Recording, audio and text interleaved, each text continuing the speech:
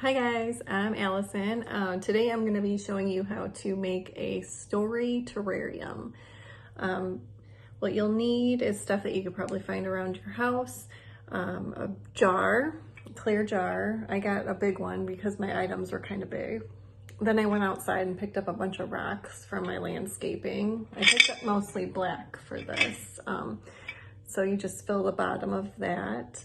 The books that I'm gonna base this terrarium on are from one of my favorite YA authors, Maggie Fator, and the series is called The Raven Cycle. Book 1 is Raven Boys, so I just picked out a little feather. It's the closest to a black feather I had here. Book 2 is The Dream Thieves, so I found a little dream catcher that I'll throw in there. Book 3 is Blue Lily, Lily Blue, and I had like a little hair clip with maybe it's a lily, it's close enough. So I'm gonna use that. And then The Raven King is the 4th and final book. I made a little crown out of silver cardstock.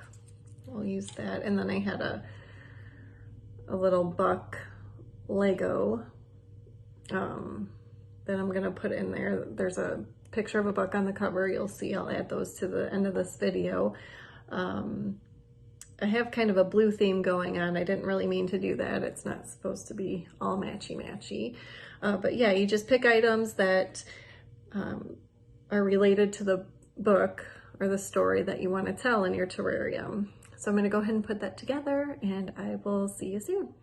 All right, guys, here's the finished product. Everything fit in there nicely. It's really neat looking.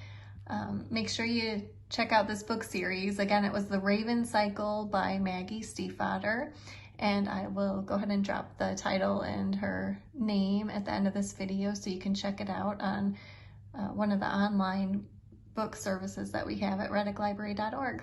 Thanks for watching.